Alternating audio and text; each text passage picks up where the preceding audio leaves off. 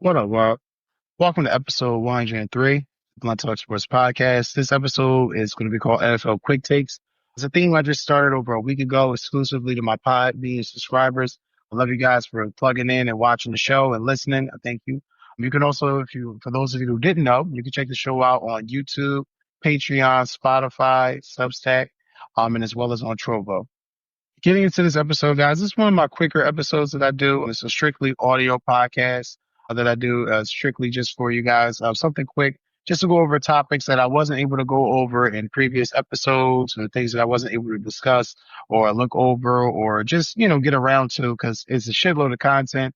And there's always things to always plug into. So I definitely wanted to make sure that I did this episode. So getting right into the crux of things. These episodes are always going to be three burning topics that I definitely want to discuss. They go in a random order of my selection, of course, because we do what the hell we want around here. But nonetheless, getting into this episode, we're going to start with Najee Harris on his time with the Steelers and how excited he was to join the Los Angeles Chargers. For those of you that don't know, for those of you that may be of the uninitiated that didn't get a chance to check out the podcast, there will definitely be a link in the description of this video referencing that podcast. But Najee Harris has spoke, and I believe it was a Pivot podcast. So, if I misspoke, I definitely will make sure I give credit to whoever's podcast it was. But I remember seeing the clip on YouTube and seeing it on TV. And nonetheless, looking at the clip, there was a lot of great things that Najee Harris has said that he dug into. I don't want to definitely waste time and go over every single solitary thing that he may have stated. However, I do want to make sure that I state that I agree with a lot of what Najee Harris stated. First and foremost, I definitely feel like there was a severe lack of leadership that has been suffering with the Pittsburgh Steelers for a while now. I feel like when he came in there, Ben was on his last legs. He was kind of the guy that was on his way out and didn't really have much, hell, let's be honest. The contract they offered him after that blowout loss to the Browns in the playoffs that following year, they really didn't want him back. They didn't really think that they were even going to see him, possibly even stay at Pittsburgh Steelers. They thought he might finish his career elsewhere. However, he's safe. That being said, though, there really was a lack of leadership, a void that was missing, something that the team really hasn't been able to fill since Roethlisberger's departure. But digging into the comments, and he spoke a lot. He said via Key Cow News in his news interview, we lost Ben. We lost a lot of O-line. We just didn't know anything on offense. We didn't have an identity. We had a young guy coming in at quarterback. He's talking about Kenny Pickett. I was young. The team was young. I really didn't have anybody to learn from on the offensive side. I think the veteran guy on that team was a 2 or 3 year vet. He's still learning himself. He furthers his comment by saying, I'm coming in and I'm trying to look for people to prick their brain, and it was just defensive guys. I'll go to the defensive guys and talk to them, but there wouldn't be too much they could tell me about offensive things. Damn. That is a huge indictment against Mike Tomlin and Omar Khan or Kevin Colbert, because, they got to definitely take some blame and some culpability with this. But I really feel like right now, to Najee Harris's credit, because I'm gonna speak on both sides of this. Najee Harris definitely did not get a fair shake at running back. The offensive line was, for lack of better words, fucked up by the time he got there. A lot of the veteran presence, whether it been, Marquise Pouncey's or, Cam Hayward's still there, but there's other guys, other veterans that have left this team that he would have been able to go to that he was not able to go to. Mike Tomlin and Omar Khan, they allowed this offense to literally just wither and die. I'm not sure exactly what the fuck happened, why it's gotten this bad, but they have to wear this. The offensive line issues were real. Drafted Kenny Pickett way too high, and I'm not sure if that was just an overvaluing thing because he was in the building or he was somebody that you guys, really thought could run the offense. His trust in Matt Canada, which was just apocryphal within itself. Also, the fact that this year, you had your offensive coordinator telling you Russell Wilson was done, and because you were sneaking out some wins, it didn't really matter. But it came back to bite you in the ass in a major way. And it kind of makes Najee Harris's comments look right. Now, with that being said, Najee Harris does have the word culpability where he has fumbled in some big games. There's an argument that he doesn't hit the hole as hard, running through the offensive line to get those extra yards. There could be an argument to be made that he does just enough to get 1,000 yards and, just be considered an average running back. I know Shady McCoy's has some things to speak on this. I know there's a lot of people I know in my own personal circle that don't feel like Najee Harris is good. I myself don't feel like Najee Harris is a good running back. I feel he's solid. So let me preface my words. I feel he's a solid running back. I don't feel he's an elite running back. However, he does have credit with what he's saying. Mike Tomlin did not equip this team with the necessary weapons, the culpable weapons needed to put this team in position. So it's kind of weird. But again, Najee Harris was correct. Mike Tomlin's definitely under the microscope this year. I mean, if those comments don't ring, the alarm for you in Pittsburgh, I don't know what the fuck will at this point. Our next topic we're going to get into is the New York Giants and their vortex of fuckery known as the quarterback position. Now, they just signed Jameis Winston over the weekend to a 2-year, $8 million contract. Anybody with a brain knows that doesn't scream starter, that screams backup, which I'll dig into that in a little bit. But again, nonetheless, it is what it is. We know Jameis Winston is not a starter at this point in his career. He is a guy that, is a backup. He's going to come in, do what's asked of him, try to play hard, try to be the best, vet that he can be. But we all know that he's the mistake waiting to happen. That being said, it's kind of interesting that he got that contract, especially coming off a video that I did, I want to say it's about 3 or 4 days ago. If you guys get a chance, definitely check it out. It's a video actually I did here exclusively on Podbean, and also did a video on YouTube's NFL Quick Takes episode 102. But in that episode, I discussed the weird and wonky and downright disturbing trend of the 102 or 3-year history of the New York Giants never having an African-American or let alone person of color, period, really, starting that position throughout a season, or let alone drafting a person of that ilk high. So it's kind of interesting. I know they've been linked to Russell Wilson. I know that they've been linked to Sheduersanders. There's a lot to kind of unpack with all of that, because I think the Giants are in a very, let's just say it, downright fucking weird situation, because the owner is ready to get rid of the coach and the GM. And you're in a situation where the coach and the GM know they're screwed. Time is not on their hands. They don't have necessarily the leash that they had maybe a year or two ago. You paid Daniel Jones, that was a mistake. You let go of Saquon, clearly a mistake. You got rid of Xavier McKinney, clearly a mistake. You let go of some guys this year, Azeez Najulari, Adoree Jackson, a couple other D linemen. So we'll see how that shakes out for you. So still, again, trying to clear cap, trying to get better, not really looking good for your New York Giants.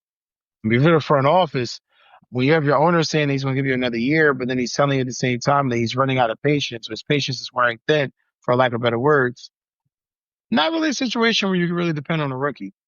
So then it kind of plays into that situation again, where do they go after a vet just because they're forced to? I mean, let's be honest, Russell Wilson, the reason why they're going after Russell Wilson was not their first choice. We kind of got to remember. And I give Chris Sims a shitload of credit. I'm going to put a link in the description, guys, in the video earlier today, Pro Football Talk. He stated this. He stated how, being a Giants fan, a guy whose father, great Phil Sims, Giants legend, playing with the team, somebody who follows it, reading the tea leaves. He said it himself. It looks like that they really wanted Cam Ward. That didn't work out. Then potentially the Matt Stafford situation fell into play. Then they kind of, jostled with that back and forth. Never really felt like Matt Stafford was legitimately going to the New York Giants. If he had a brain, he wouldn't. I mean, not with that offensive line. And then, okay, now they're in a situation where, all right, yeah, the Rams are going to keep Matt Stafford. Matt Stafford's staying. Now a situation where if you're Brian Daboll, it's like, oh, fuck, what do we do? Who's really the guy going forward? Do we want to keep doing this retread shit, or do we really want to, hit the button and just try to start over? Well, we don't have time to start over because of previous incompetent decision making. It's a mess. Now, I do think Sheduersanders going to the New York Giants makes sense. I think Sheduersanders could help change life there, just from a leadership aspect, an aspect of this guy is used to winning. This guy's used to playing in a culture of coming from, a father who is a champion on multiple levels, a winner on multiple levels, coaching and in business, and a father nonetheless. When you're used and you're in that environment a lot and you've won a lot, I mean, everywhere you go, that's kind of been an infectious trait. I kind of see why the Giants, are kind of flirting with this, especially if they're not getting Cam Ward. But they got to make a decision because I don't really think they really know what the fuck they're doing at the quarterback position. I really don't. Going on the last segment to wrap up this episode, this one was a shocker. This one came late in the day, so I definitely want to make sure I got over to this one. Ryan Tannehill and the Minnesota Vikings have been linked. So, they avoid one nuclear bomb by not signing Aaron Rodgers and then invite complete fucking apocalypse in by bringing in Ryan Tannehill. I don't understand. I understand, but I don't understand. I understand you need a veteran. These young guys already been injured. He's had a torn ACL. He's young, but you have to prepare for injuries. Got it. Get it. Got it. Good. That being said, why the fuck would you bring in Ryan Tannehill? Oh, I know what everyone's going to say. Look what he did with, Sam Darnold a year ago. Look what he did with Nick Mullins. This guy's the quarterback whisperer. He repairs quarterbacks. Guys, really, really take this into account. Really take this into account. Ryan Tannehill had Derrick Henry and A.J. Brown, and you got to the AFC Championship game one year off of great coaching, physicality, toughness, and grit. And then now it's like the moment he fell off a cliff, which we knew would happen because he's Ryan Tannehill, aka Tannehill. You knew that the moment was going to happen. So it's like, okay, so what was the backup plan? They didn't have a proper backup plan. Obviously, a la Will Levis a year ago, which was a complete, utter fucking disaster, the Mayo God. And now that the Mayo God's been an absolute disaster, yeah, now they're back in the drawing board. So again, looks like the Titans are going to get Cam Ward. But as far as Ryan Tannehill is going, I mean, and again, Minnesota, this report came out, and obviously we know he didn't play in 2024. He's picking his spot, which again, I understand because contrary to, my own investigative reporting and just research, I did not know that this man has made $200 fucking million in his NFL playing career, which is insane when you think about some of the guys where they're fighting for contracts, they're scrapping to get deals, fighting with the team to make something happen, and it can't happen. And you got Ryan Tannehill making over $200 million in his career, which is just insane. Got to go to Ryan Tannehill. Got to get your paper, man. Get your money. That being said, there's a lot of dumbass NFL franchises that will give him that much money thinking that he's the guy because he's just not. He's not. He hasn't been the guy. And again, very bizarre. Very bizarre. I mean, you went from not wanting Aaron Rodgers to then wanting Ryan Tannehill. And I get it. Ryan Tannehill doesn't necessarily suck the air out of a room or draw as much attention as Aaron Rodgers would. It would give the young guy opportunity to really play and all that. But it seems very, very weird to me that you would get a guy who's been a star playoff time as a Dolphin, which again, gotta give this guy credit for that. He did do it. This move just doesn't make sense. And again, this information was dropped by Ian Rappaport midday today from NFL Media. And he says the Tannehill conversations, if there was any conversation, it was more like, all right, might you theoretically be available if we need you? Because Ryan Tannehill sat all last year, I think he would probably come back for opportunity to start for an awesome team and maybe make some decent bridge QB money, maybe 10 or 15 million, something like that. Okay, so basically the only way he's going to come out of Nashville, Tennessee is from the right situation. I just feel like the Minnesota Vikings are going to overshoot this because they need a veteran for insurance. They want a veteran for insurance, and their gamble is Ryan Tannehill. This just seems like you're flirting with disaster. You did this last year with Sam Darnold. Sam Darnold showed you already. Yeah, the numbers can look better. Yeah, he's going to continue to make the same decisions. So I don't really understand this. This is very perplexing to me. I really feel like there's definitely some veterans that you can go after without having to go after guys of like Ryan Tannehill's ilk. I don't really feel like he's a good quarterback.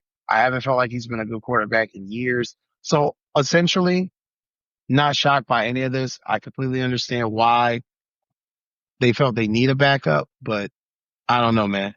I don't know. This just doesn't make any sense. But that's what we'll do it for this NFL Quick Takes episode, guys. I thank you guys as always for watching. Like I said, it's a Podbean exclusive.